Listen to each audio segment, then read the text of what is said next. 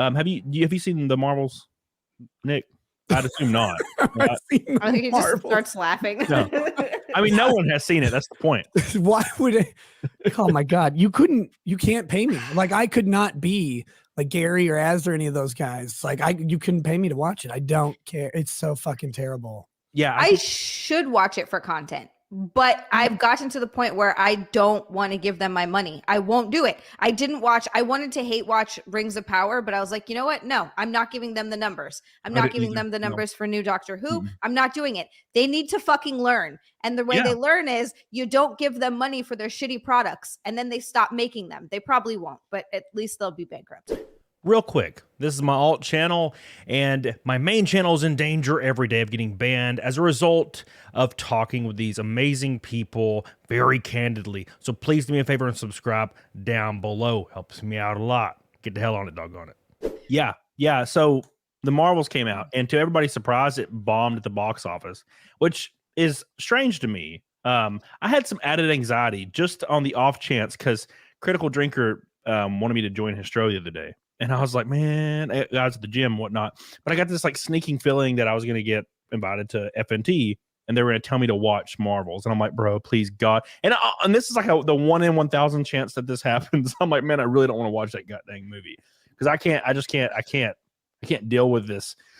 And the studios act so surprised. Like, we saw the South Park episode where it's like, we just have to pander more. The movie Five Nights at Freddy's came out and went ham as hell to box office. I think it had one of the biggest openings for a video game movie ever. It was huge, absolutely huge. Not too hard though. Like, to be fair, not too hard. Most video game movies are gutter trash. Yeah. So it comes out. Yeah.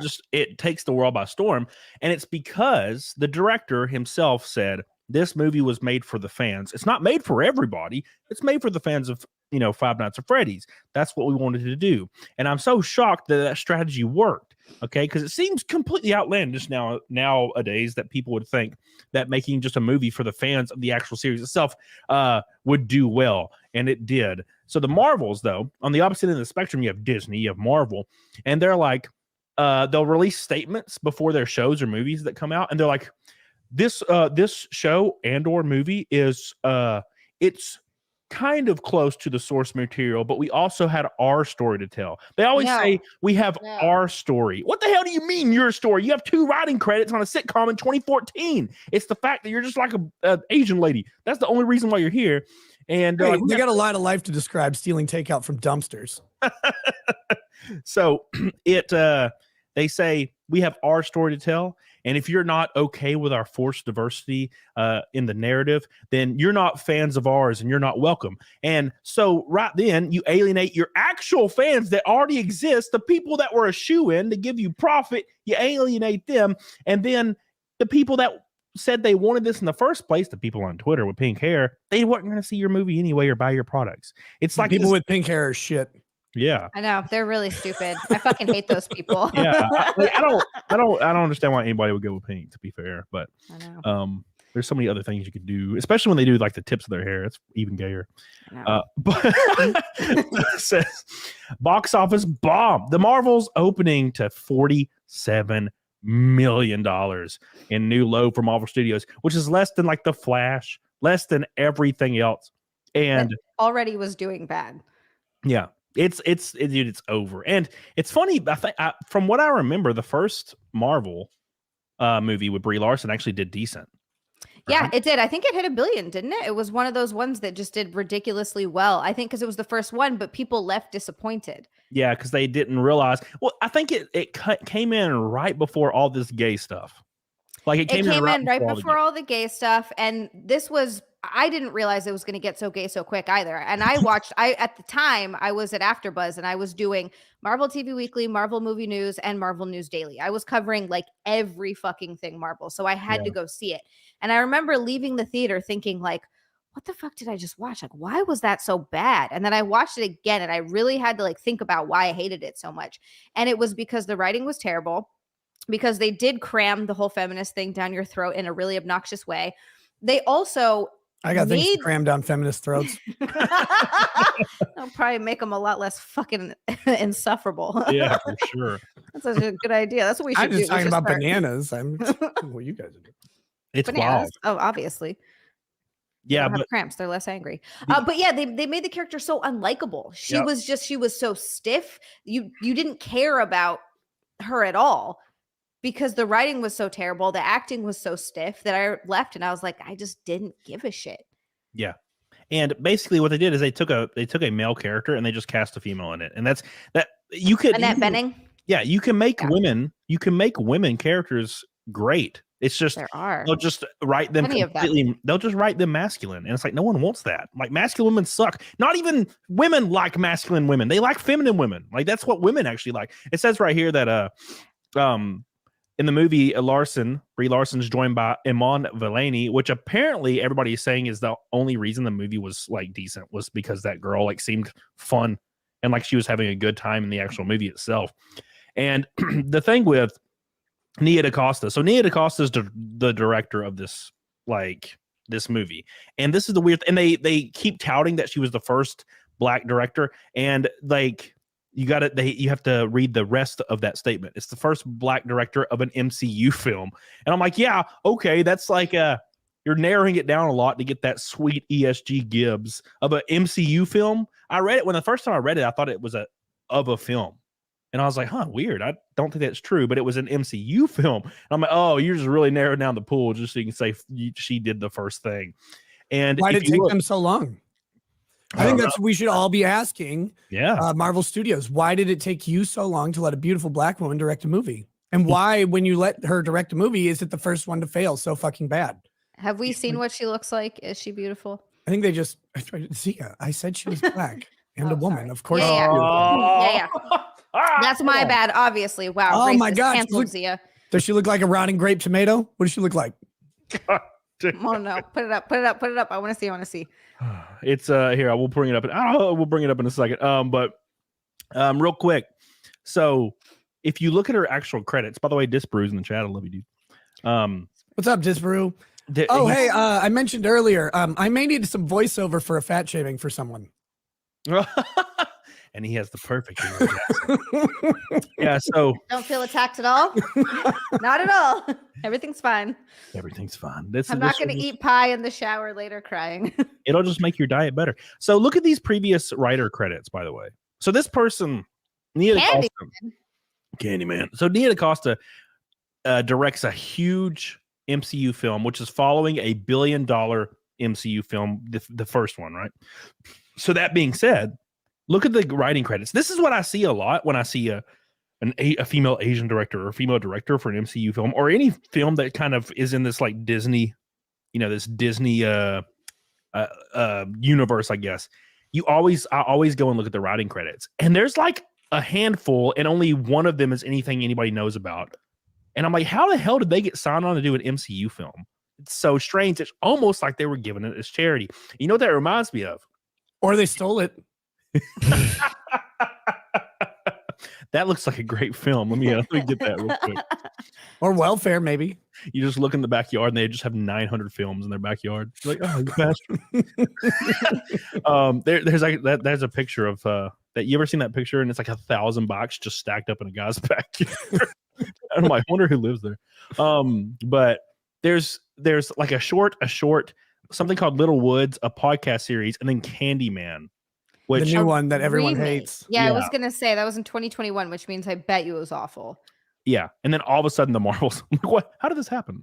It reminds me of Natalie Portman. So remember when Natalie Portman was bitching a couple years ago that there was no female directors and blah, blah, blah, and blah. And she's going to make her own studio and blah, blah, blah. And then she makes her own studio and only hires white dude directors for like the first 10 years or something. Oops. It's almost like they suck, but this is what she looks like. She's not giant. That's nice. I was gonna say she doesn't look bad. She just looks woke. Well, yeah. Yeah, she looks irritating. She looks like if she sat in the 32nd seat on a plane, she would complain the entire time that everybody else was getting off. Wait, go back to that picture. Go back to that last picture. Why does it look like the guy on the right is like a pursuing his master's degree in social studies, working at a school for retards, talking to this guy? Like, why is that the scene that I keep seeing? And specifically, it looks like a guy like doing the studies, right? Like, oh, just two dudes talking. One of them's just a sub 70 IQ, and the other one's retarded. Jesus Christ. But yeah, so it's very, very interesting to me. Very interesting. And I'm not shocked at all that it is gonna bomb. And it's funny because people are like, "Oh, it's still gonna make $100 million probably." And I'm like, and I saw I don't remember who it was on Twitter. They're like, "Oh, it still made $100 million. It made money, so you can't shame it. Like you're just jealous." And I'm like, how much did it cost to make the movie, and also how much did it cost to which movie? The Marvels? Probably like 500 someone million. said 250 or 270 million, something like that. Yeah, and that's not even, and they're trying to say that they weren't able to. So I've seen people trying to defend the movie by saying it didn't do well because of the writer's strike, they weren't able to promote it. But they also had a marketing budget. There's no way they didn't. Yeah. So how much did they also spend on marketing? They did market huge. It. Marketing budgets are huge. It's more than the movie sometimes, right? Like it's crazy. Yeah. Something similar to that. And also the fact that theaters get 50% of ticket sales, so it's going to have to make like $600, $700, $800 million to break even. Mm-hmm. So it's not going to do that. It's not. Sorry. And like I said, the people on Twitter is like, "Oh, it's still making money. Like you're just jealous." I'm like, what? I'm not, dude. If I lost $600 million, I'd be fucked. To be honest, I'm gonna be completely honest with you. If I people don't realize this. Not everything that makes money is a success. There's lots of that going around. There's lots of stuff that makes a lot of money. It's a lot of times it's about how they're spending behind the scenes. I mean, Marvel overproduces movies. They underdeliver. The funny thing, you were talking earlier about how Five Nights at Freddy's guys like, yeah, this is just for the fans. Well, Five Nights at Freddy's fan base is huge. Yep. So you can actually, if you cater directly to them, you can make something very, very sustainable and actually very profitable, because I think it's a $20 million production budget there. Yep. The funny thing about Disney is they're taking these properties that are catered towards built-in fan bases that are still pretty big. I mean, Marvel properties are still popular. They have been forever. So you could cater to them. Be very careful about your marketing budget, who you pick for actors, etc. I think the first X-Men movie is probably a really good example of a Marvel property done really, really well within budget, with a cast that wasn't too expensive. And you do that and you get good results. What you don't do is what Disney does. Hi, we're gonna take this very niche property, and then we're gonna say it's for everybody, but then we're also gonna say, but half of you fucking suck. Yep. Like that's, and it's amazing. And they're like, how did this happen? How did the white man do this to us? It's like, dude, like you told him not to come to the movie and he didn't. Like, that's the answer. The other thing I feel like they don't realize is they're making too many of the movies. They're pumping too many of them out at this point. Everybody has fatigue, even if I think they were loving it. But another thing I don't think they realize is if they make it for the fan base, which, as you said, is pretty big, those people will go see it more than once. Yeah. Like if you make an amazing product for the fans, they will buy it when it comes out. They'll buy the merchandise, they'll buy the clothes, they'll go see it in theaters 3 or 4 times. I have done that. Dude, I wanted to beat up this guy in high school, but he was way bigger than me because he went and saw Blade 9 times the opening weekend. See? So yes, you might want to beat me up because I saw 300 9 times. You are, God. Can we go to Rumble so I can call you all the names you deserve to be called? Listen. All right. My mom worked with marketing for a newspaper company that advertised for the theater, so I got to watch movies for free. So I watched every movie that was out, and I was like bored, so I just kept watching 300 over and over. No, we've now discovered why you're so gay. All those abs. He's sitting there with toothpicks in his eyes, looking at sweaty men.